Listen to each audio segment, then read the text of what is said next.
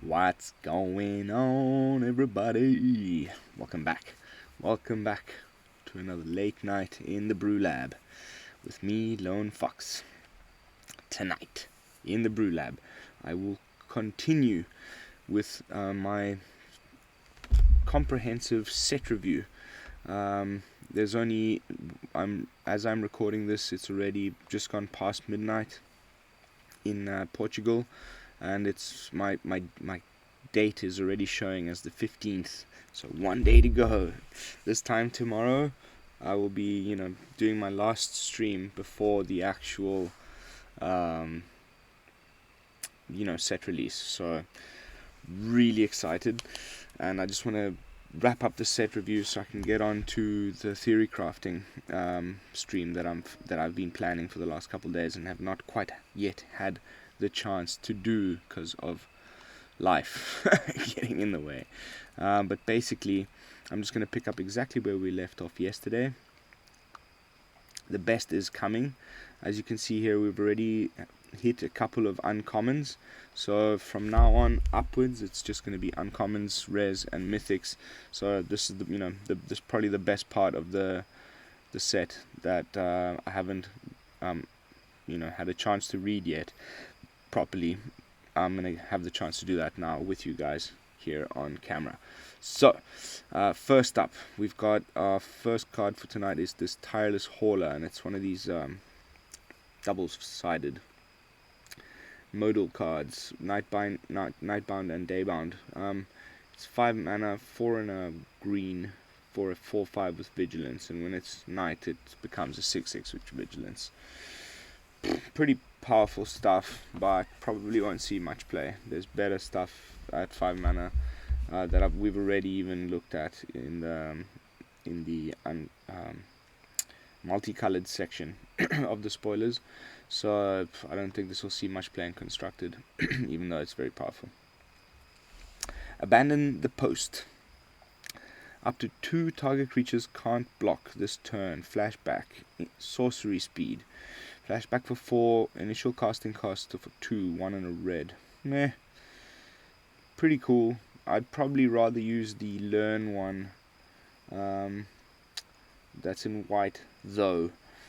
In red, there isn't much that actually does this, so pretty nice, pretty cool. Be interesting to see if it sees any play at all. 2 creatures. The fact that it's 2 creatures is not bad at all, and being able to flash it back. It's not incredible, but anyway. Next up, Foul Play. 2 mana, sorcery, uncommon. Second uncommon of this set review. Destroy target creature with power 2 or less and investigate. So it's like they couldn't make it 3 or less, like eliminate, because you also get to investigate. So that would be too much of an upside for the same mana cost. But they did give it 2 downsides: sorcery speed, and that it's only 2 or less. But then you do get to investigate, which creates a colorless clue artifact token with pay 2, sacrifice this artifact, draw a card. 2 or less, huh? It's kind of like a portable hole. It's a little bit narrow, but the investigate is pretty good. Probably like a 2 of in some decks, actually. Could be pretty good. Could be pretty good. Next up, Ominous Roosts. Enchantment in blue. Wow. It's for 3 mana, 2 and a blue. When Ominous Roost enters the battlefield, whenever you cast a spell from your graveyard, you create a blue bird creature token with flying. Okay. Cool. That's pretty cool. Sort of like, Alrund's Epiphanies. Wonder what the tokens look like. We'll have to see. There's a little bit of a bird tribal thing slowly growing in standard. I wonder if some kind of Azorius flyers will be strong again at any point, because it was at some point, like a good maybe year ago. There was one point where Azorius flyers was really good. Now it's kind of pewtered off, but it's slowly growing. I'm keeping my eyes on it. It is a kind of deck that I'm quite into. So this might be a pretty crucial piece, especially with all these, disturb, flashback, and what have you, bringing things back from the graveyard more often than not. Next up, Lunarch Veteran. 1 mana 1/1 human cleric. When it ETBs, you gain 1 life. Oh no, okay. Whenever another creature. Okay, so it's just another one of these. Cool though that it's basically like the, what do they call it? The Impassioned Orator. That's in the arena only set now. It's kind of replacing that at a lower, point, and it can be disturbed, which is quite cool. So if they kill it straight away, then you can pay 2 and cast it again, and it comes back as a 1/1 flying spirit cleric, which has the kind of inverse ability to its undisturbed side. So it's only when creatures leave the battlefield you gain 1 life. That's actually pretty good. I think that's actually really pretty good for any sort of life gain deck, as opposed to, say, Code Spell Cleric, or I don't know what else you'd be playing. But that's actually really good, because you sort of gain life on the way up as your creatures come into play, then you replay it when it gets killed, and then you gain life, once your creatures get removed on the way out. Could see some play in some sort of cleric life gain deck, actually, which I've been looking at carefully. Is that, well, I'll explain it in a little bit. There's a new angel, 5 mana 3/3 flyer. That's an angel. Anyway, we'll get there. We're almost there. Next up, Contortionist Troop. Interesting. X and a green for a human. Contortionist Troop enters the battlefield with X +1/+1 counters on it. Okay. And it has Coven. And you can put a +1/+1 counter on a target creature you control whenever you... at the beginning of your end step. If you have Coven at the beginning of your end step, you put a +1/+1 counter. So I guess you kind of like can keep Coven going with this. As long as you have more than 3 creatures on the battlefield, you can always make sure that they have different powers and toughnesses by putting the counters on different things. Although, yeah, I listened to CGB and Arjuna's podcast today. What's it called? Arena Craft podcast. And what they said summed it up in a way that kind of reflected my thoughts on the whole mechanic almost exactly. That it's very similar to Party, but harder to disrupt even than Party, and Party is hard enough to disrupt as it is. So like, I think Coven is going to be, you're going to have to treat it more as a sort of like little bit of extra if it happens, but don't build your deck around it. I hope that makes sense. Next up, Play with Fire. We've already looked at this one on day 1 when I was going back and forth between the other website, but it's basically the new Shock, and I like it because it incentivizes you to go face, so that you can get the Scry 1, and my Vampire deck is going to make use of that, so keep your eyes peeled.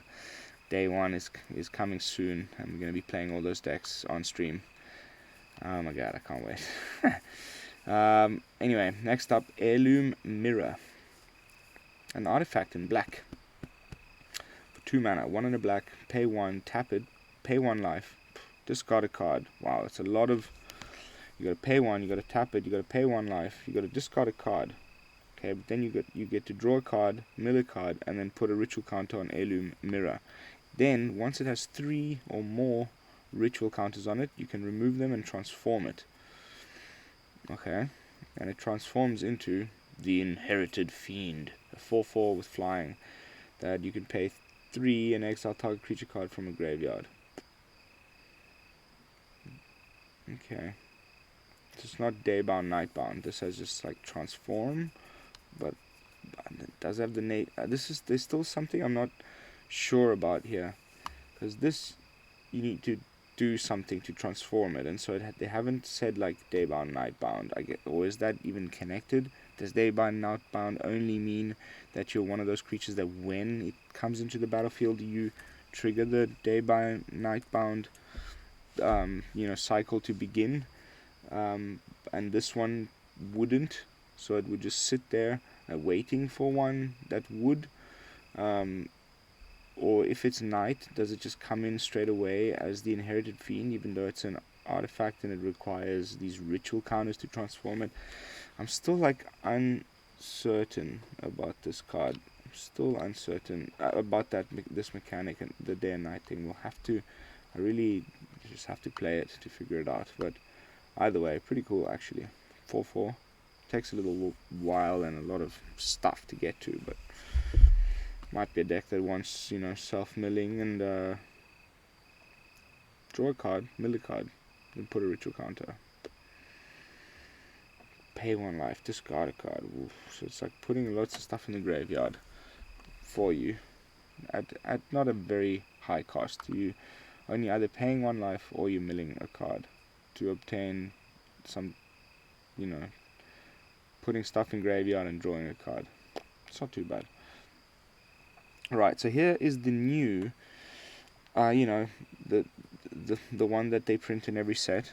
It's the 3 mana blue counter spell of the set, like the sword coming, like the, what's the new one from AFR that has the two modes? Goodness, I can never remember the name of this card because I'd never use it, but anyway, this seems to be the one. Typical casting cost, 1 and 2 blue. It's called Dissipate, counter target spell. Except, which is relevant very much to the set, and which is why they printed it in the set like this. If that spell is countered this way, exile it instead of putting it into its owner's graveyard. So all these, flashback cards you get dissipated, they don't come back, etc., etc. All of the graveyard shenanigans, I guess needed a little extra counter in the, classic 3 mana counter spell from mono blue. So I like it. I'll be playing it, I think, over Sword coming in some decks and in some matchups. We'll have to see how the meta evolves, but if having the opponent just you counter their thing, it ends up in the graveyard, whoop-de-doo, I flash it back next turn, and this might end up being better. This and like Test of Talents and that kind of stuff, where the spell is exiled for the rest of the game, is pretty good, I think, in a meta where stuff being in graveyard matters. So we'll have to see whether this takes over from Sword Coming as the premier blue counter spell at 3 mana instant speed. We'll have to see. Really kind of curious about how that will play out. Next up, Gavin Dawnguard, Human Soldier, 1 colorless, 2 white for a 3/3 with ward 1. Okay, so see, this doesn't have daybound, nightbound written. That's such a tongue twister. Written on it anyway. But when it ETBs, it does start the cycle. And then whenever day becomes night, night becomes day, you may look at the top 4 cards of your library. You may reveal a creature card with mana value 3 or less from among them and put it into your hand. Put the rest into the bottom of your library in a random order, in any order.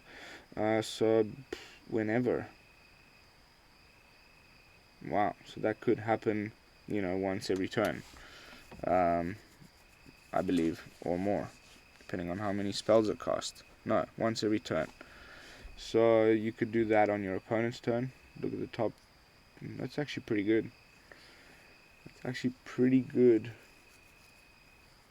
This 3-drop slot is so contested. I'm gonna keep on saying this, but it's so true. It's the biggest problem in white at the moment. Like, all the good cards are 3, and you can't just load your deck with 3-drops. It becomes weird. And there's just probably better ones than this one right now in the standard. So like, I don't know, but that's a cool little ability there. We'll have to keep an eye on that. All right, next up, Clear Shot, 2 colorless, 1 green instant. Target creature you control gets +1/+1 until end of turn. And then it deals damage equal to its power to target creature you don't control. I still just prefer, you know, Inscription of Abundance. Sure, it cost me 5 to do instead of 3, but you also gain life, put 2 counters, and fight. Or, you know, I don't know. I guess in a deck that cares about counters, like +1/+1 counters, it might be good to, you know, or preferred over another spell that does pretty much the same thing, which there are many of right now in standard, so we'll have to see about that. Alright, moving on to a 5-mana Village Watch. Human werewolf with haste. That's a 4/3 with Daybound.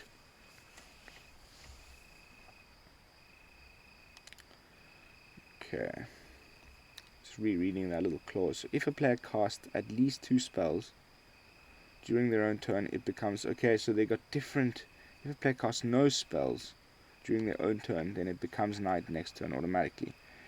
Then if it's night, if a player casts at least 2 spells during their own turn, it becomes day next turn. That's pretty interesting.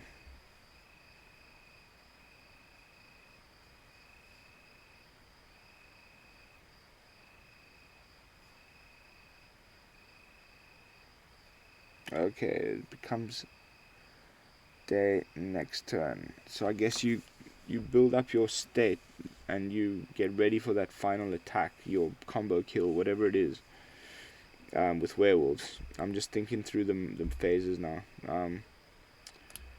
And then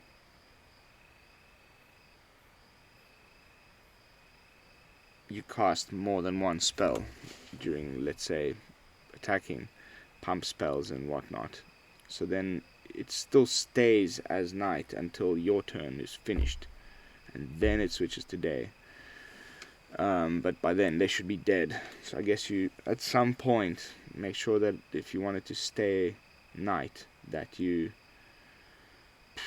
don't cast, you know, more than 2 spells during your turn while it's night.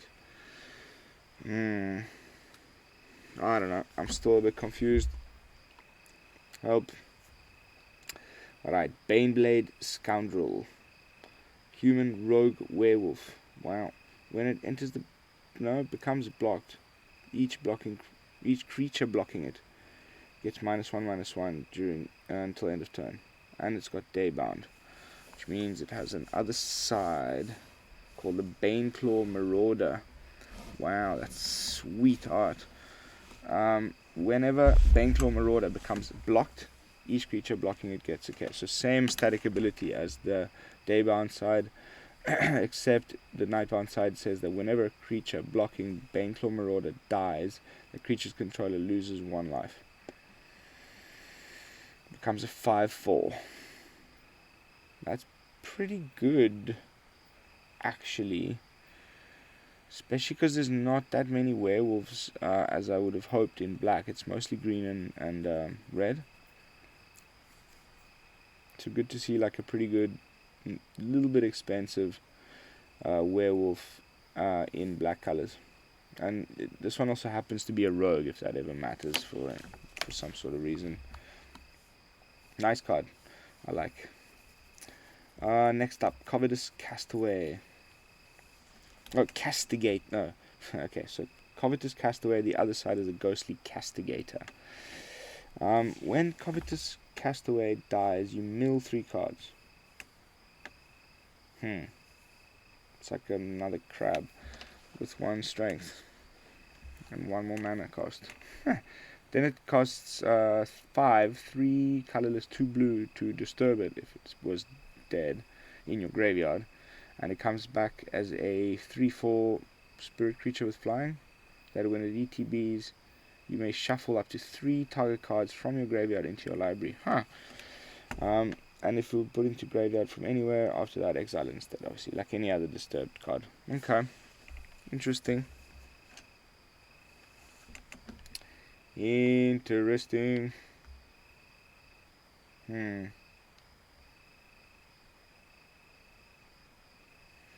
Interesting. Alright. Next up, Beloved Beggar. Another one of these dual-faced. It's either a 0/4, and then if it gets disturbed for 6, it comes back as a 4/4 flying vigilance. Nothing special.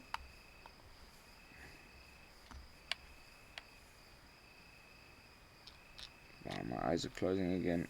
Oh, you know what? It's this blooming light. And I have to have it or you just won't see me. Let me test this.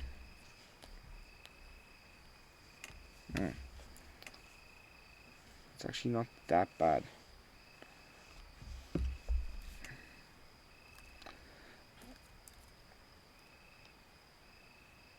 Defend Celestis. Distribute 3 +1/+1 counters among 1, 2, or 3 target creatures you control at instant speed for 4. I like that. I like that a lot. Ooh, I like that.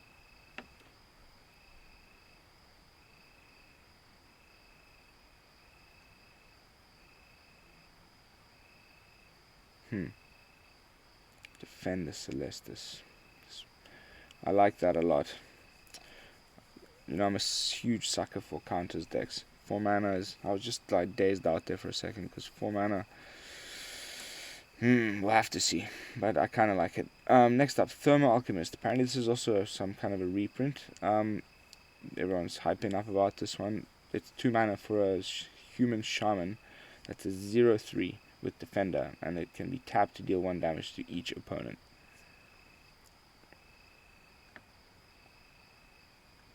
And whenever you cast an instance or sorcery spell, untap Thermal Alchemist. Interesting. So you can just like tap, or shock them to the face. No, okay, so you tap it, go face, shock face, untap it, tap it again, go face. Crazy. Alright, that might see some play actually, I wonder. Next up, Ghoulish Procession. Whenever one or more... Okay, I've put this in my zombie deck. Whenever one or more non-token creatures die, you create a 2/2 black zombie creature with Decayed. So again, to help me trigger the Champion of the Perished, etc. And I think there'll be a lot of non-token zombies just from this standard that are already in the deck. So having that ability for them to be quickly replaced by a token is pretty good, I think, for 2 mana.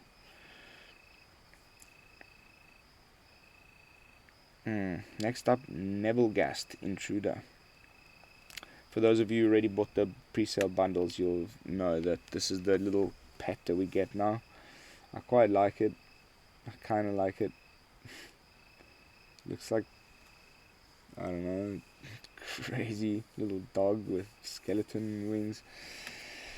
Oh my goodness, guys, I don't think I'm going to make it. My eyes are already closing again. I'm starting to ramble. I might just call it a night once again. I've been going for way too little time, but I am just literally falling asleep at my chair, and I don't want to do that. So, where was I? Let me just finish off. Chaplain of Arms. Another 1 mana human cleric. Lunarch Veteran. This one's uncommon though. Let's see why they considered it to be better. 1/1 cleric for 1. First strike with ward 1, same as the other guy, and then it has disturb 3.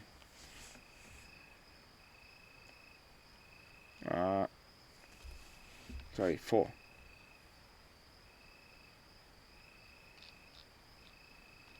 I don't understand why they made that one uncommon and the other one down there not.